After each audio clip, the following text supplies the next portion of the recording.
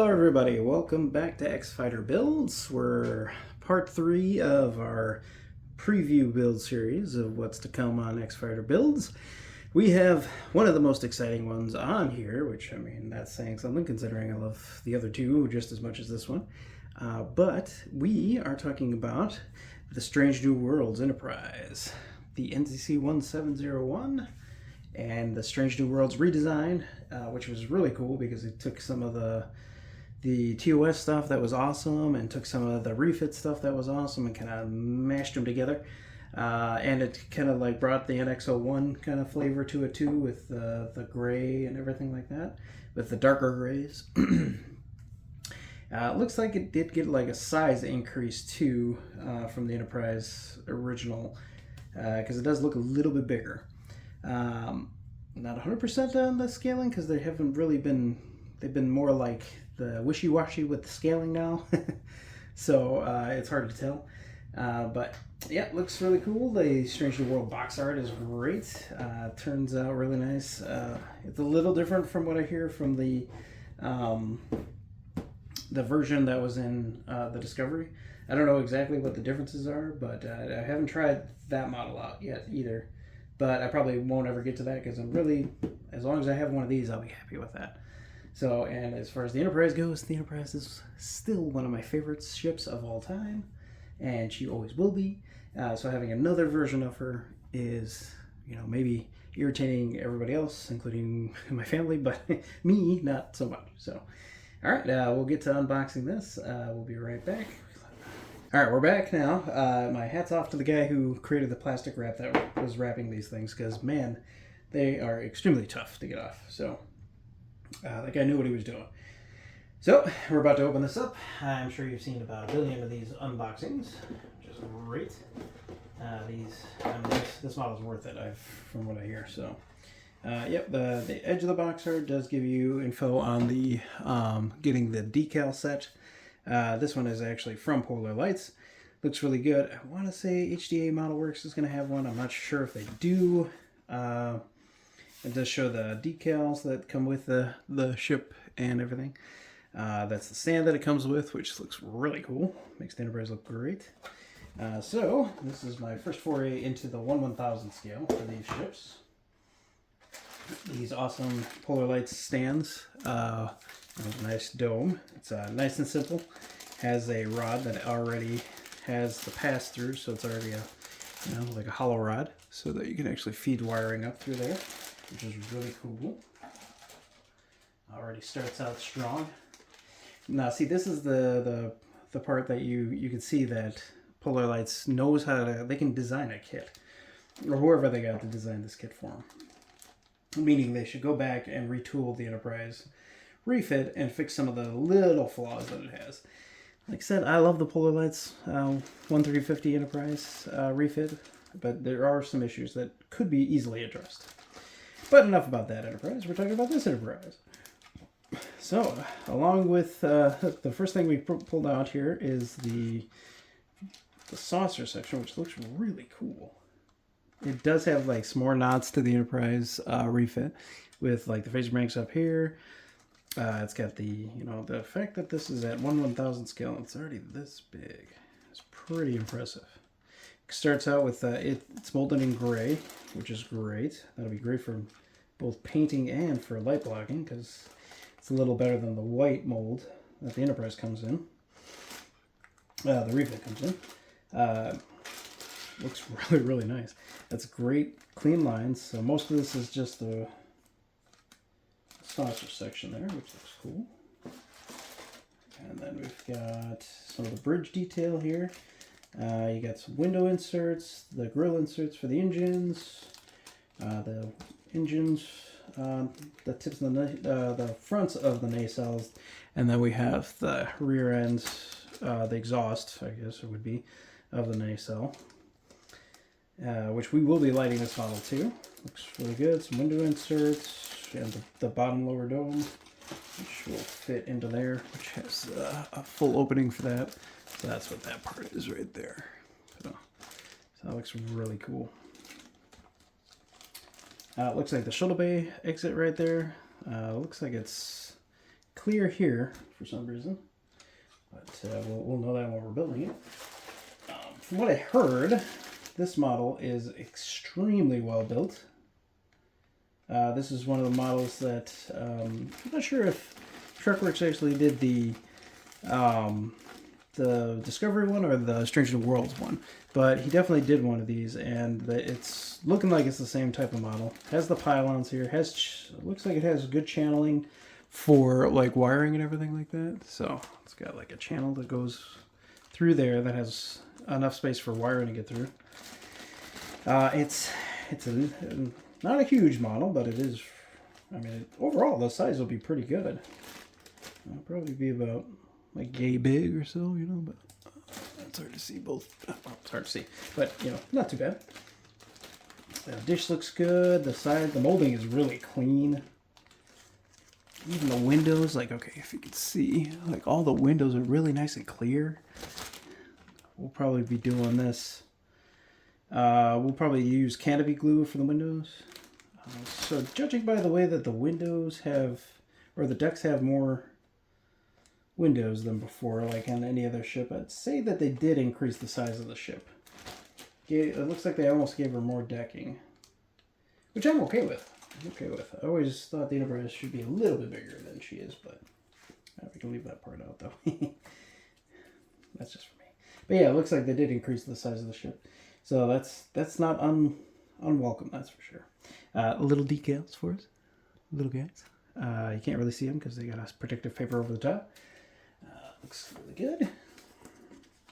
And let's see the instruction booklet. Let's see. So they request us do the engines first, build those up, do the pylons. Yeah, the edge has just some window inserts that go on it.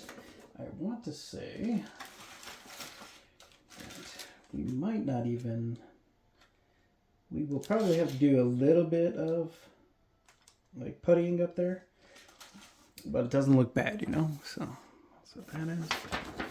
We'll end with putting our main body together like that. But yeah, we will do lighting.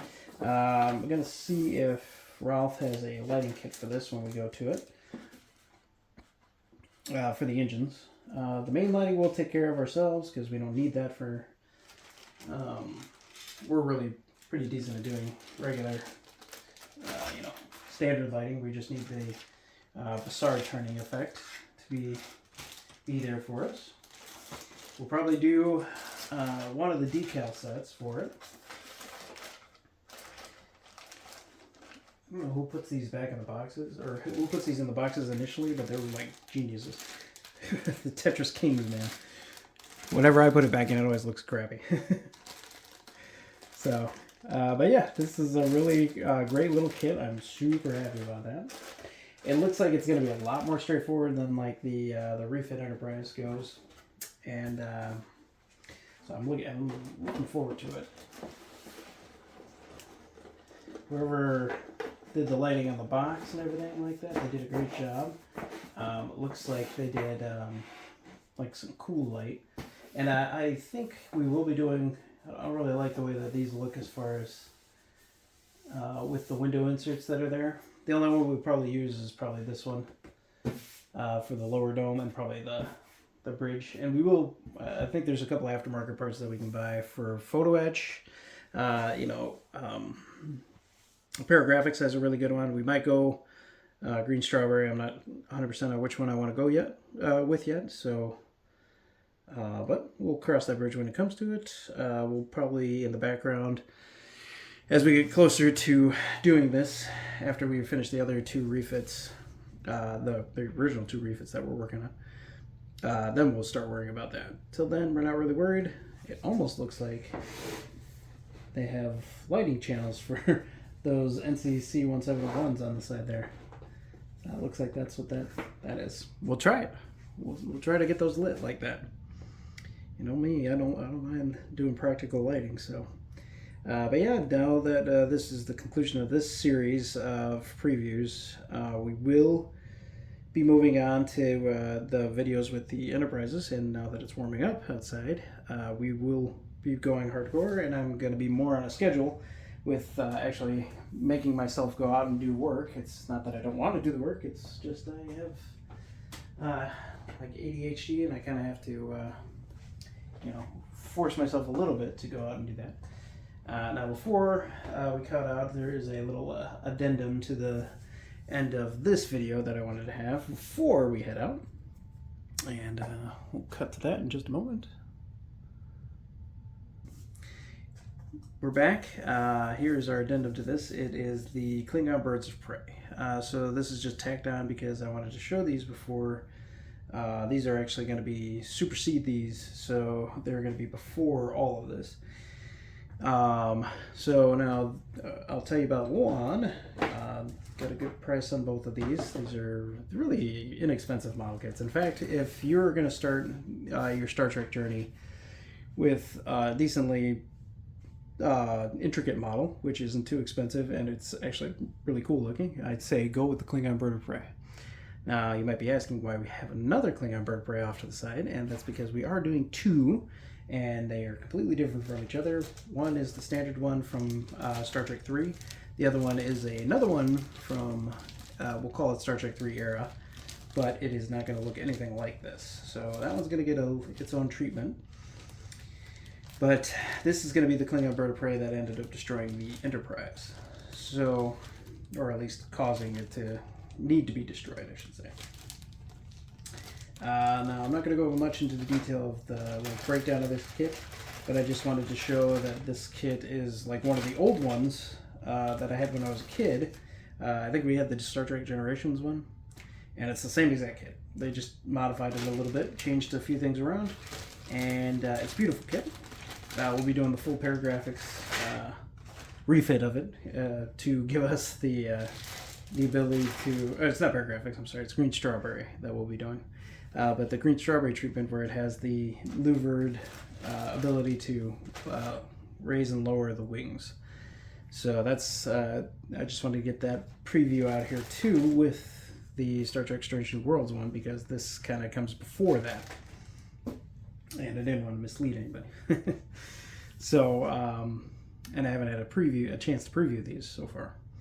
I'm not going to do much of a unboxing of this because it's pretty straightforward. It's just a Klingon Bird of Prey. It's one of the most iconic Star Trek ships, one of the first versions of the Klingon Bird of Prey that you ever see, which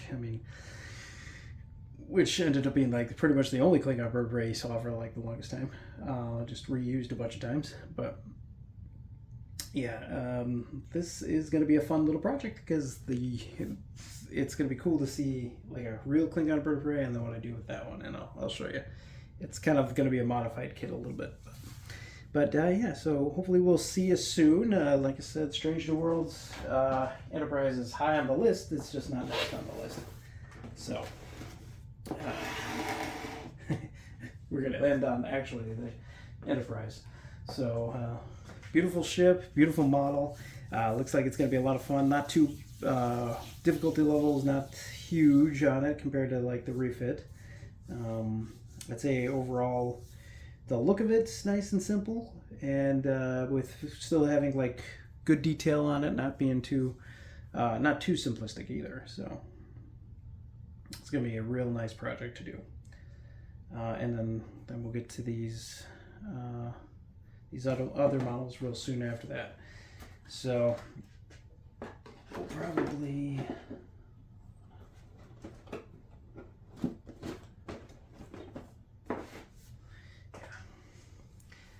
So yeah, with the Klingon Bird of Prey, we're not going to do the what are they, HMS Bounty. We're not going to do the HMS Bounty, but it will be how it looked in Star Trek 3 right before she got attacked by the Enterprise. So pretty pristine, little weathered a little bit, and then it'll have the ability to raise and lower the her wings a little bit there. And we'll have full lighting kit from Ralph on that one. I believe he has a Klingon Bird of Prey one, so Ralph from Tenant Controls. I am not sponsored in any way, shape, or form, but I will always plug him because you know what? He's an awesome guy and his products are awesome. So, real nice guy. And all right, everybody, we'll get to work. Hopefully, send me some of your models. I'd love to check out your channel, and hopefully, you see these coming down the pipeline soon. And it's getting me excited. I hope you're excited about it too. And I can't wait to see what we get done next. And we'll catch you soon. And happy modeling, everybody.